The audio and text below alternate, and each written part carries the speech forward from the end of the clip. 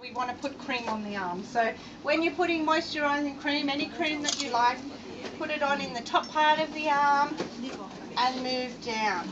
Now always with bandaging, put cream on first, but if you're just putting someone in a compression garment, don't put the cream on before you're putting the sleeve on, because it will disintegrate the sleeve over time. Okay? So when someone's wearing only a compression sleeve, then put the cream on over night time when they take the sleeve off. Okay? All of my patients usually go very quiet when they see all of this bandaging come out, because they wonder what's going to happen. And you're all going to be able to have a go of this. Okay? So we might need a photo of 20 people with their arms bandaged. Okay.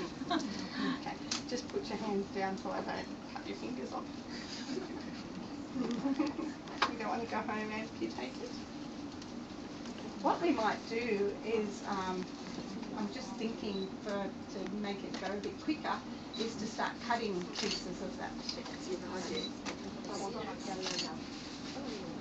I've never been a film star before. Now I've just cut a piece there for the thumb to go in. Okay? But Belinda's also got finger swelling, so we're going to have to bandage her fingers as well. And we're using these little finger bandages. And it's been really lovely that Ruby and her organisation have been able to supply us with all of these so we can have a real play with it. There's a few different types of bandages that you can use with the fingers, but this is very adequate. So we start just securing it at the wrist, and we're going to go around, bring the bandage so that we always want to see the tips of the fingers for circulation, and we go around the finger in a cylindrical direction. And probably 3 or 4 times depending on the length of the finger. And then we're going to take it around the wrist again, and we come back to the next finger. Including the ring? No, normally we would. Good point though. So normally all jewellery off. I said Belinda could keep her wedding.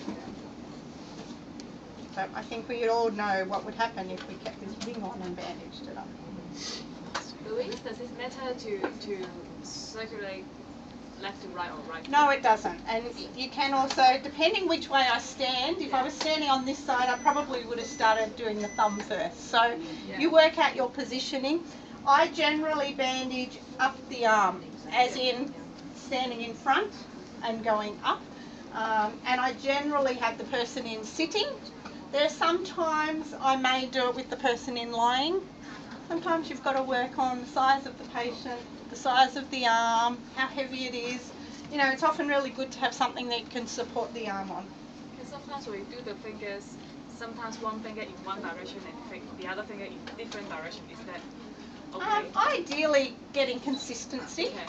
You know, really we want to aim for consistency here in the same pattern.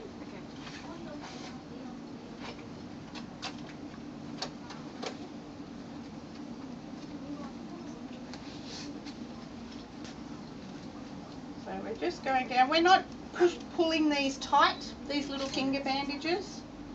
Just going around.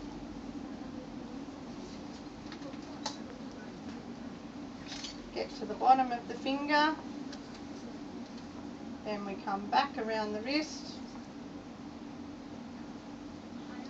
And next one.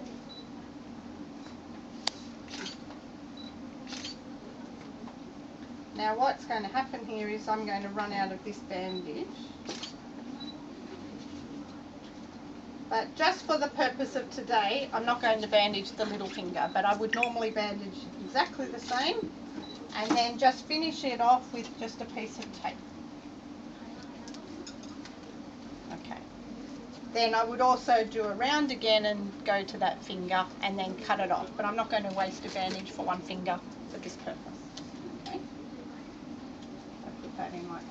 I'm a very big one in trying to make it look neat at the end, because, you know, this person is going to be wearing this bandage around. If they go out, you know, they want it to look okay. Yes, and that. Okay. Now, when we look at Belinda's arm here today, even though I said it's very swollen, it's really a very nice looking arm. Okay. Now, yesterday when I saw some patients here, some of them had very even, good shaped arms. So if you ask someone to put their arms in front of them, if they're looking similar shape, a nice cylinder sort of shape of the arm, then you probably don't need a lot of padding. But if someone's got a very big hard fibrotic forearm or a very big upper arm, but the opposite is thin, then we do need to pad the part that needs building up in order to maintain this nice cylindrical shape of the arm. Okay, so today I'm going to show you why we pad and show you a little bit of padding, but depending on your patient and the shape of their arm, you can modify. So I usually use a piece of foam like this. So I don't know what you call this, but you've got the right product is what I normally use. And I would normally make a few pieces of foam. It's not inside your bag. Oh, So you can have a look later. Okay, we can even cut you just a little piece to take home or something if you want to.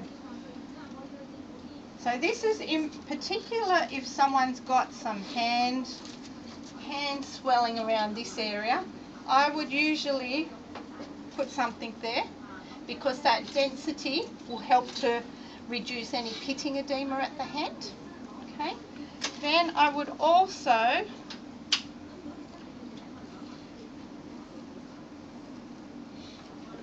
do a piece, and the first time you're doing it with people, you've got to make up all these little shapes. Normally, I do it nice and round, but I'm just trying to do it because I want you all to have time. I do 2 round pieces. One piece I put in the inside of the elbow crease, and then the other one I put on the outside of the elbow crease.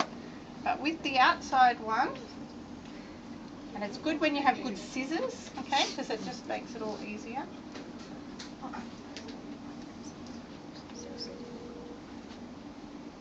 And what I do is just make a little donut shape in the foam. Because as you may see, some of your patients, sometimes you can't even feel or see the elbow. And so by doing this as a little donut, you can then try to put some pressure around the bone so that you can then get the formation.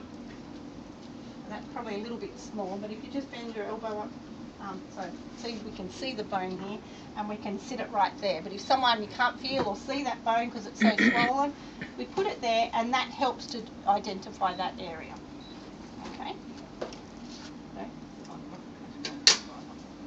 So that's a little bit about bone. Now in Australia we call this Artiflex. Do we have a smaller one of these as well? No. But we have all these cut as well. The large one. Okay. I'll just explain these. You see these little bits of foam? And we make these into a little what we call a chip bag. Now this is for someone who has a lot of fibrosis in their arm. So little dense pieces of foam. And generally I would put, like what you've got here, I would stick it into one of these bits of stockinette and just tape up the 2 ends. So instead of the plastic, it's in a stockinette and it becomes what I call a chip bag. Okay.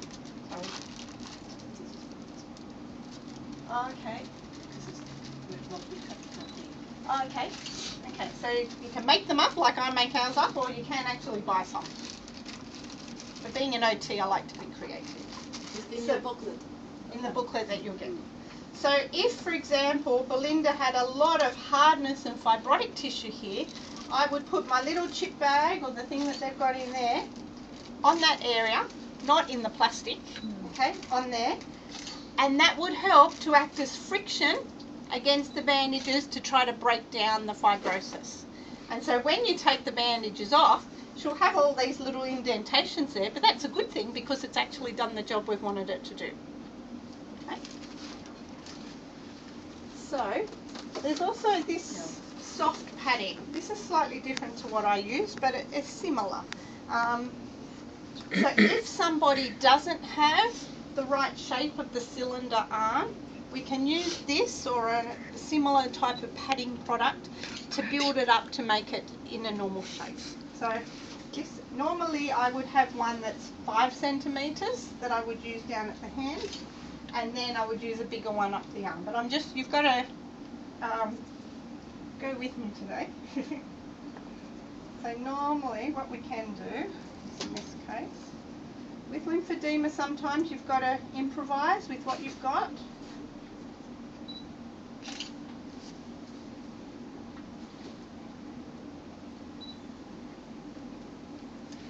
So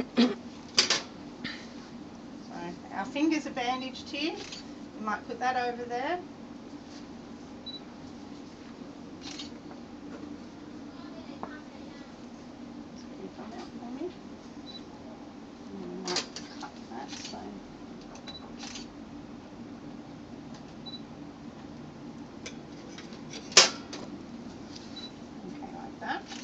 And then we just roll this up the arm. Now if someone has a big forearm, we would do more of this up there.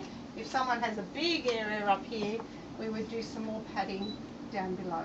But this is just rolled on. It's not giving any pressure. It's just trying to give a normal formation of the arm. Oh, I forgot to put it in. Thank you. I'm talking too much and I've forgotten to put that other bit in, but I think you understand what I mean by that. And then I roll the other way like I told you yesterday. Yes. And you can see I feel really awkward doing it this way. That was the way I was doing. What I just said to Bridget was yesterday when we were bandaging a patient, I like to roll the bandage outwards when I'm rolling it around, whereas that one I just started doing it the other way and it felt quite awkward. Yeah, I just... Actually, we won't waste it. Yeah. So, this is an example. I'm not going to do the rest of the way, but you can understand that's what we're doing. So that's the preparation for the bandaging before we put on the main compression bandages, the short stretch bandage. Okay. So with these bandages, they're short stretch, low resting pressure, high working pressure. Okay. Has anyone done any first aid bandaging in the past? Has anyone heard of figure 8 bandaging? Yes. Okay, what I'm going to teach you is just a basic figure 8 bandaging for the arm. Okay. Just rest your arm so I can have it. That's good. Okay. So, like I said, I always work up the arm and I try to roll the bandage outwards. So for the left arm, I'm going up and I'm rolling it out this way. The right arm, I'd be doing the other way. So, now we call this multi-layer bandaging, which means for often patients in Australia, we put the bandages on and then we do another layer over the top. But I think from your experience, Bridget, that might be too hot for your patients here. So if you do a good first layer bandage, that might be a good starting point and see how the patient tolerates it. So we start around the wrist and then we come down to the hands. Just open your thumb for me. Around the thumb, we don't want to get any bandage digging into the skin, so sometimes we turn it over a little bit depending on the width of the web space. And we go around 3 times the hand.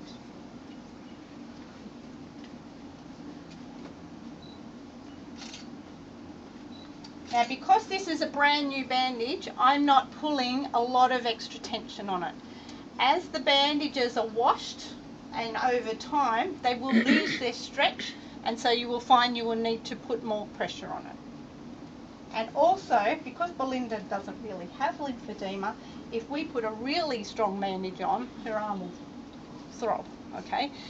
It's amazing when we've done lymphedema training, we all practice on each other and the bandages feel really, really heavy. But if you have lymphedema, they don't feel as bad, okay? And what you need to check is that we want to cover the white area, okay?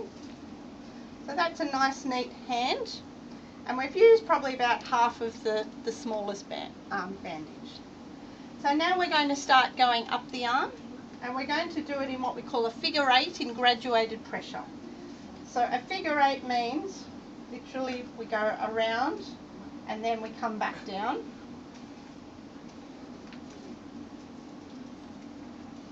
And then we go up. So we're forming a figure 8 pattern.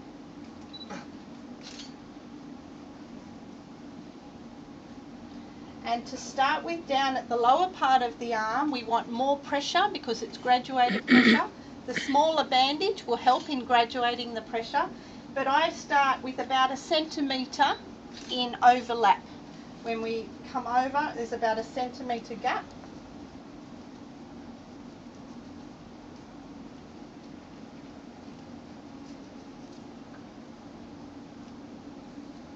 And everyone usually goes quiet when you do it. And then when you finish the bandage, it's a good idea to just tape the top of it there so it stays on. And then we go to our next bandage. So this first one was a 6 centimetres, is that right? So 6 centimetres, 8 centimetres and 10 centimetres. So we go up in the width of the bandage.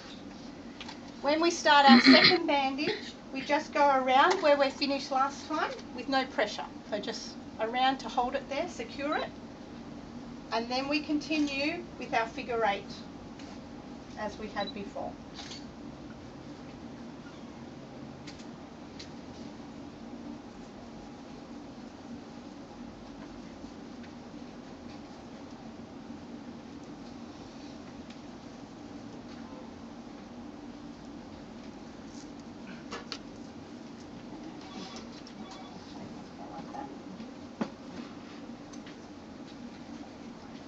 These bandages get really heavy for the patient, so you need to have their arms supported. Having something like this is good, like we have a little hand stand that we put the arm on. If not, sometimes I would get the patient to hold me around the waist so that the arm's supported.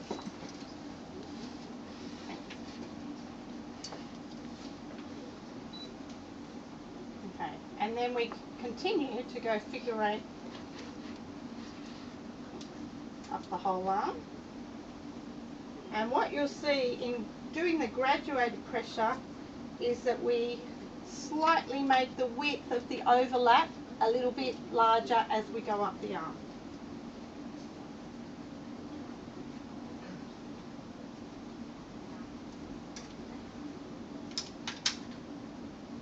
Here's the next one. That's it. Then we've got it. So we just go around, no pressure the first time, and then we continue our overlap in figure 8. And when we're getting up to the 10 bandage, you can feel I'm putting a little bit of pressure as I go around, and I'm making the gaps a bit bigger. So you sort of come around and then bring over to give that even pressure. How does it feel, Belinda? Pretty good. Now at the moment, because I haven't done that padding, it's going to be a different. But if I pad it all the way up, it would all look exactly the same.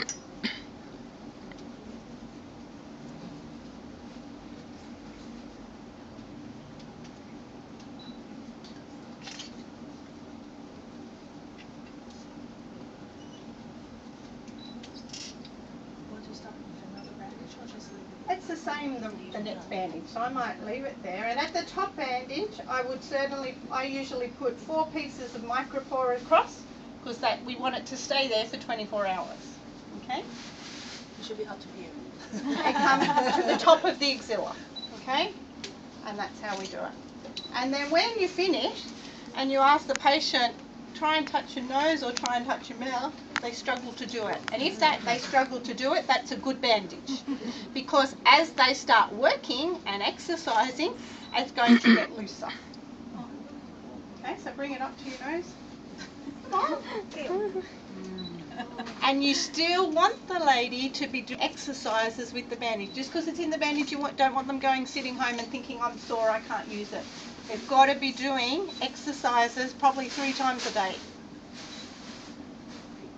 Your turn.